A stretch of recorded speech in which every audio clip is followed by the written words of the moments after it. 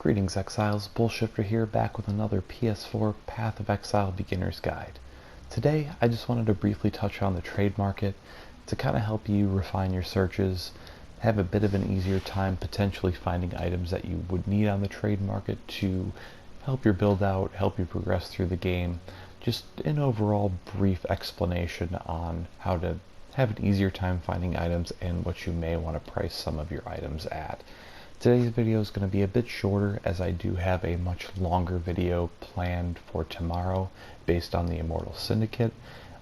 Just kind of wanted to have a little bit of something for you today, as I typically like to release a video at least every other day.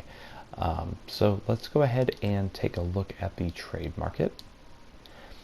And keep in mind, I'm actually in one of my hideouts right now, and I can reach the trade market through just the options menu. So you don't necessarily have to be in a town to reach the trade market. You can actually be in your hideout as well. So we'll go ahead, we'll bring this up, and as you can see, there's two options. One for sent offers, which we currently haven't sent any offers, so there's nothing in there right now, and another that is just stating search. So we can hit square, and from here we can actually look through all of the different categories of items. Now obviously we can search for our armors, one-handed weapons, two-handed weapons, off-handed items, jewelry, which does include belts, different skill gems and support gems, different flasks, abyss jewels, currency, delve items, divination cards, essences, jewels, map fragments, maps themselves, miscellaneous map items, pieces, and scarabs. So we'll just kind of search for some general items that you'll probably be looking for in the beginning of the game, as a lot of these kind of towards the bottom, especially the scarabs, map fragments, those aren't necessarily things you're going to be looking for earlier on. That's more endgame content, and soon I will have much more endgame content included with these videos, but for right now I just wanted to focus on just basically refining your searches so you can find the items that you need for your actual build. So let's go for something a bit more common that everyone's always looking for. Let's look for some movement speed boots. So we'll hit X, and this will actually bring up all the level of boots that we can currently equip. Now you'll most likely want to scroll all the way to the bottom, as you're going to want to maximize the level of the item that you're using, so that way it will have a better chance of having better rolls. Now as you can see, there are some general items that are listed, but others actually have their main attribute listed after them as well. So we could go into two-tone boots, which will give us a few different options, and they'll have a few different attributes that are listed along with them, such as armor and evasion rating, armor and energy shield, evasion rating and energy shield. However, if we hit square again, go back to boots, if we want to kind of refine that down and go with maybe a bit lower of a level, that just goes and has the statistic that we're mainly looking for, we can do that as well. So keep in mind, obviously, dexterity is your evasion. So if we click on these, it's going to have a higher evasion rate. Now, if we go back to boots again, and we go into strength, strength is going to contain items that have more armor. So a higher armor level. Now what we'll be looking for with the build that I'm currently running is we're going to be looking for items with energy shield, which would be intelligence. So we'd be looking at these level 67 items. Now that's going to give us essentially a requirement level. So the items can actually be of a higher level, but these are just going to be items that I have to be a minimum of level 67 in order to equip. So this is going to bring up the base item of sorcerer boots. Now obviously they can have different modifiers with them, which is also represented in the name. We can obviously see all of the different gem slots, their colors, and their links. And we can hit R2 and L2 to kind of go through the different ones, and it will include uniques as well.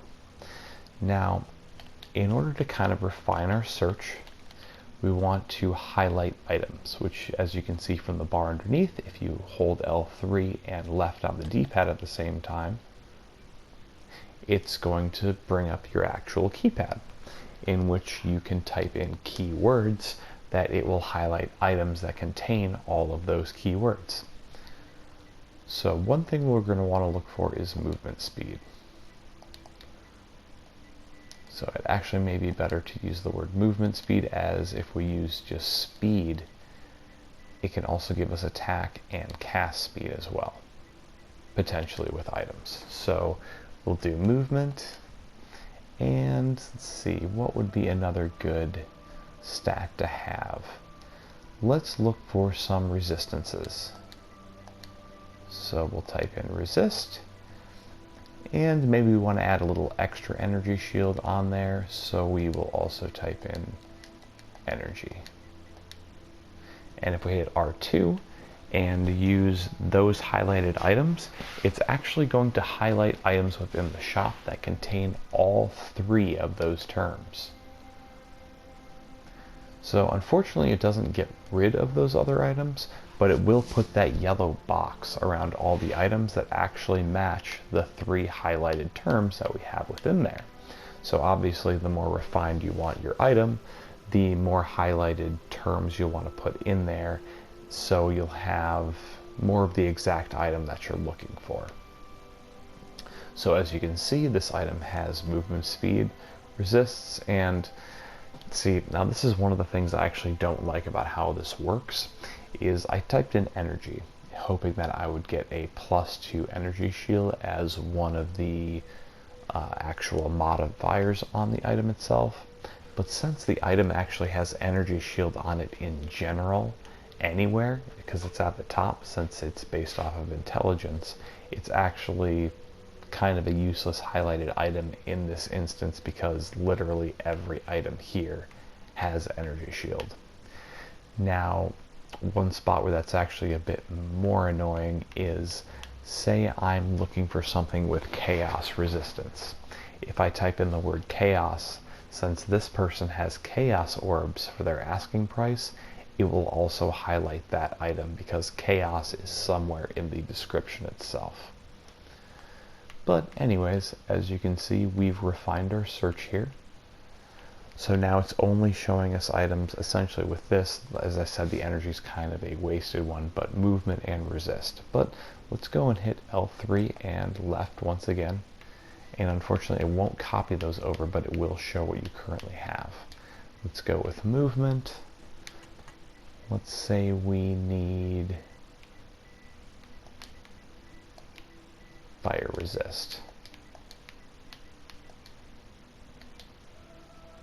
And as you can see, that actually refined our search a bit more. So now we can scroll through and look for items that specifically have the two stats that we're looking for. And that'll make our searches a bit easier. Now, as you can see, some people do have on here that they are requesting specific things, like this guy wants 2 Exalted for his boots. This guy wants 15 Chaos Orbs for his boots. But other people have kind of left it a bit open-ended, to where you can just make an offer of anything that you currently have. Now, say you do what I've done here, and you accidentally came in with an empty inventory because of the fact that, well, you just weren't thinking ahead of time, and you didn't realize that you needed something actually in your physical inventory to offer on these items. So say I were to go to this item, it'll let me hit square to send something to offer to this person. However, it takes it directly from my inventory. Now the nice thing is, since I hit X here, even though I've messed up and not had anything in my inventory to bring to him, say I back out, now you may think, well, that's unfortunate, now I'm going to have to search for that item again. Not true. If I go back to the trade market, go over to sent offers, even though I technically haven't sent this person anything as an offer, since I hit X on that item and initiated this offer screen, it will still stay there. So I can essentially travel back to my stash, go over to my currency, and just grab something that I would potentially want to offer them. So let's say I take my Chaos Orbs, and I go back to the trade market. Now I can go back to sent offers, and I can offer him some Chaos Orbs if I'd like.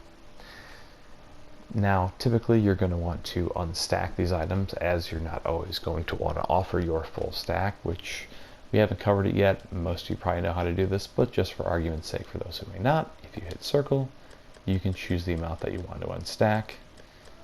The left number is the number that will stay on that current spot, and the number on the right is the number that you'll be taking off into its own separate stack. And just hit triangle to place it there. Now if I wanted to offer 2 Chaos Orbs, I just hit square. It puts it over into the offered items. If I'd like to leave a message for the person, just, saying like, hey, it'd be nice if you would respond as quickly as possible, or I'm willing to negotiate a higher price, or just whatever you'd like to send. Be respectful towards people. You can hit L3 and up, and again, it will bring up the little typing pad, and you can type your message to them. Now, once you've decided that you have the offer that you want to send out, you just hit L3 and left, and it will submit your offer. However, say I decide that I don't want this item at all, I can then hit L3 and right, and it will cancel the offer entirely. Well, looks like you do need to remove your item, so you'll have to scroll over, hit square to take the item back, and now I can hit L3 and right to cancel the offer, which will actually take it out of my sent offers. So now when I go back to the trade market, I won't see that in the sent offers screen anymore. So that, for the most part, covers actually finding items that you would want to purchase. Now when it comes to selling, there are a few requirements, a few things that you do have to set up. So for one, you will need a premium stash tab. Now you do start the game with a few stash tabs, obviously, but they are standard.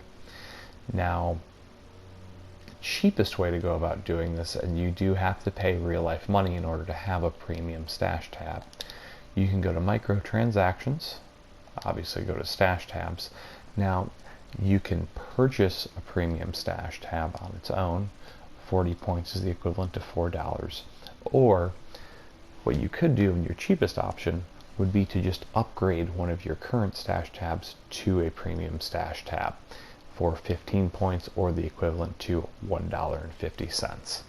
Now, if you don't plan on doing a ton of trading in the market, obviously you'd probably be fine just having one premium stash tab that you use strictly for trading. So I have one over here that I just mark as sale. And I'll just kind of stick some random items in here that are okay, but I'm not necessarily using. Sometimes I'll go ahead and actually put a price on there. So this is an item that has a decent implicit that someone can probably use for crafting.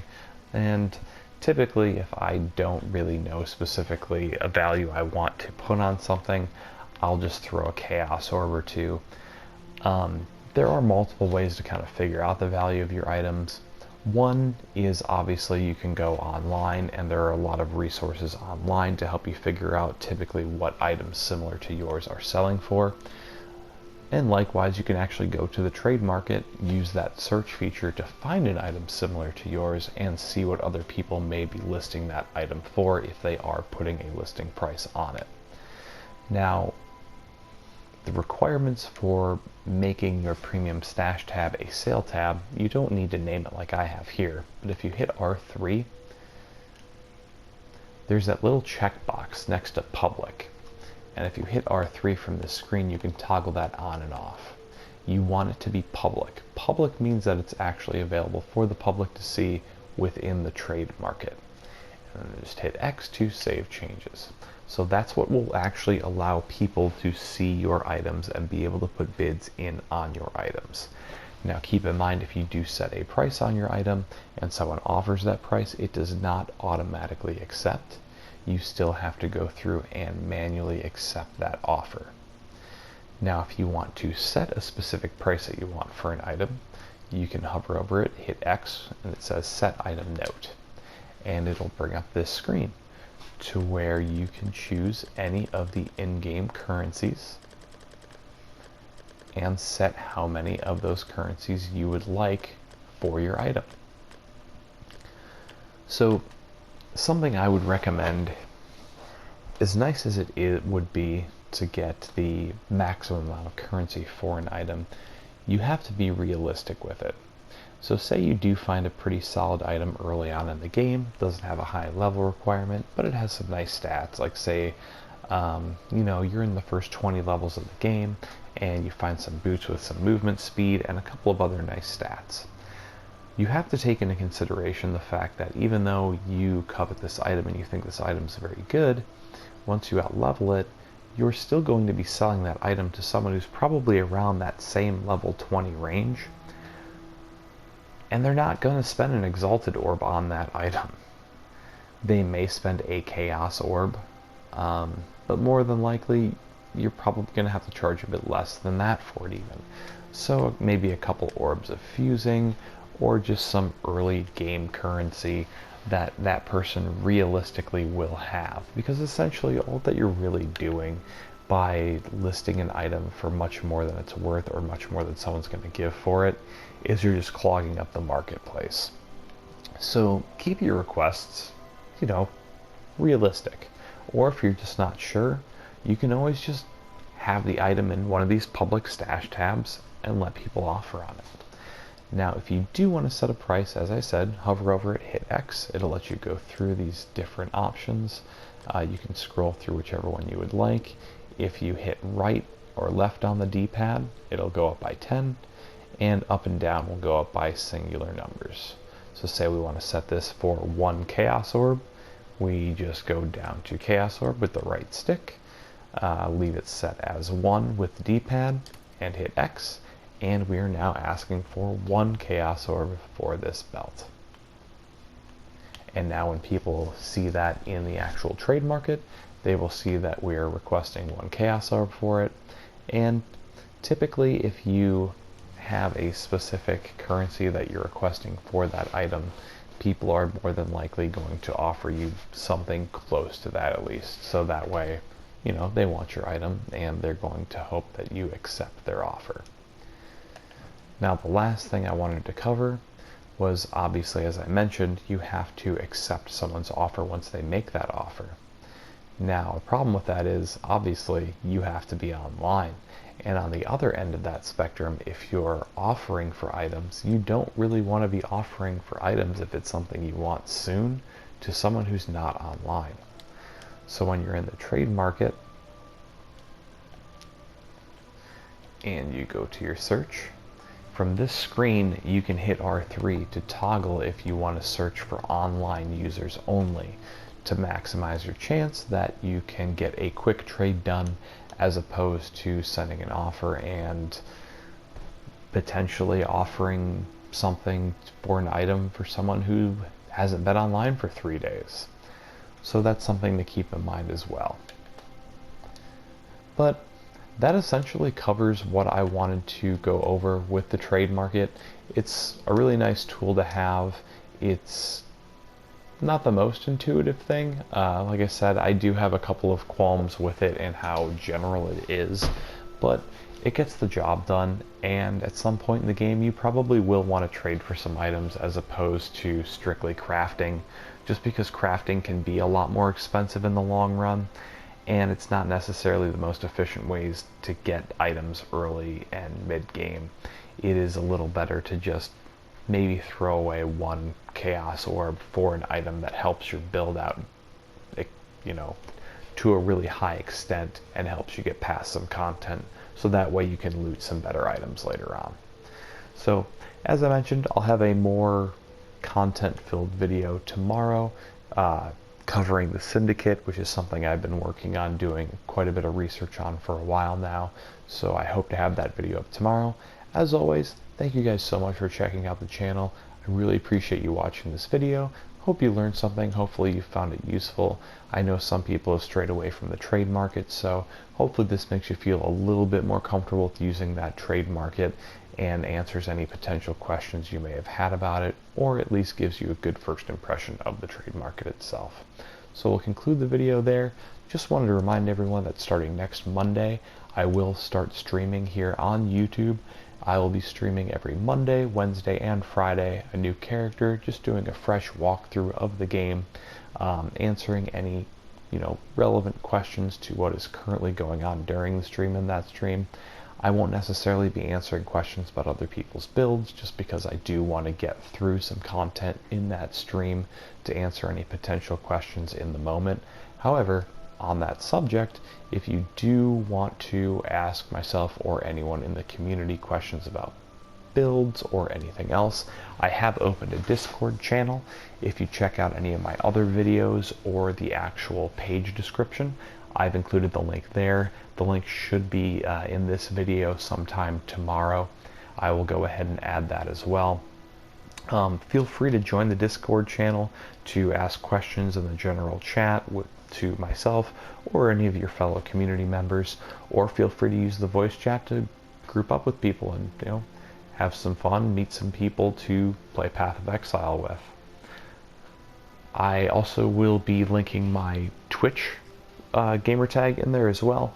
I don't plan on streaming on Twitch initially, but if there is enough interest from the community to watch my streams on Twitch, it's there for you to subscribe to, and if enough people do have that interest, I will probably start streaming on Twitch and then uploading the videos later on to YouTube, so that way everyone can enjoy the content. So until next time, may the RNG be with you, always.